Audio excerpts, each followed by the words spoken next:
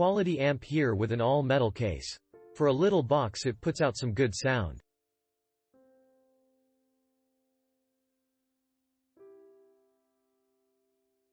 I only had a couple crappy speakers to hook up, going to build some nice ones. But even with the cheapy speakers, this thing puts out some nice sound and the bass is actually pretty good. I only had it up to half volume so I did not blow up my speakers, but even at only half it gets quite loud. The Bluetooth connection was easy, came up on my phone quick and easy. I thought the antenna would help with range, but it's still about 30 feet. Course that is through a car and a garage door, so a clear path might get you a longer range. Love the small and compact size. Only thing I noticed was that the plug for the power supply seems loose. Doesn't affect the performance, just something I noticed. Really happy with this, great value and quality for the money.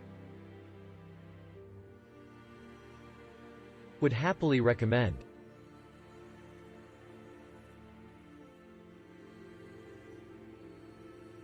I have a growing collection of small Class D stereo amplifiers scattered around my house where, along with an assortment of older stereo speakers I've collected over the years, they serve as part of computer sound systems, bedroom music systems, the Echo Dot in my living room, and similar applicatio.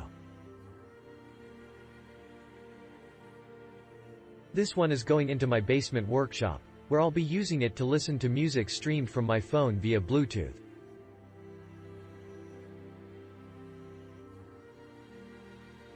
What I particularly like about this unit is that it came with a dedicated power supply, no need to search for an appropriate high current supply or adapt an old laptop supply.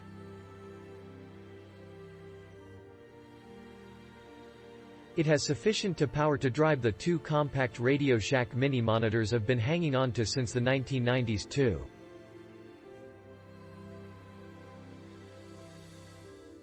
I have several of these little chip amps, including a topping TP20MKII, which uses the TriPath 2020 chip, and a topping TP22, which uses the TriPath 2050 chip. This Amplifier amp compares well to both of them. Its Texas Instruments TPA3116D2 chip seems to be well regarded. Set up my RCA cables and my banana plugs, for my speaker cables, fit snugly into the input and speakers jacks. When I attached the power supply, which I'd already plugged into my power strip, the input sparked, and there was an electronic smell. I repeated the procedure, to see if it was a one-off, and the unit sparked again. Fortunately, the amp works fine, but it shouldn't spark when you attach the power supply.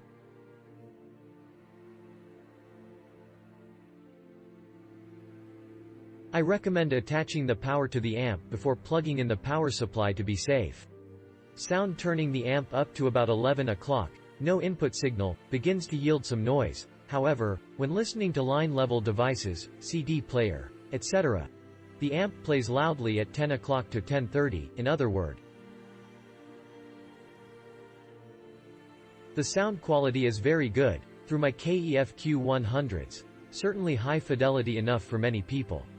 Compared to my reference amp, there's a slight emphasis on the mid-range and a bit less bass, which an audiophile would notice.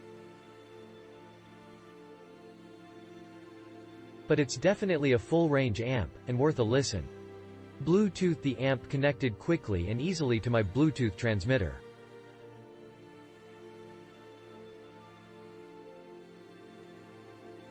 Note that the amp automatically reconnects to prior use Bluetooth devices and that you have to turn off the Bluetooth from your device if you use RCA input.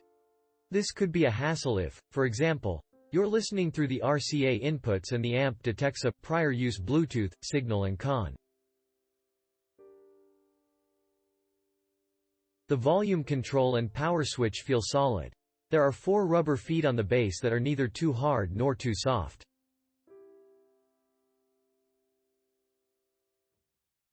There's no indication of where it was made, but all the other chip amps I've seen are made in China. A great little chip amp at this price. 1 star off for the sparking issue, which could be a sign of a long-term reliability issues. If I have any problems, I'll update this review by leaving a comment in the comment section. Note: the length and width given in the product photos are reversed, though otherwise correct.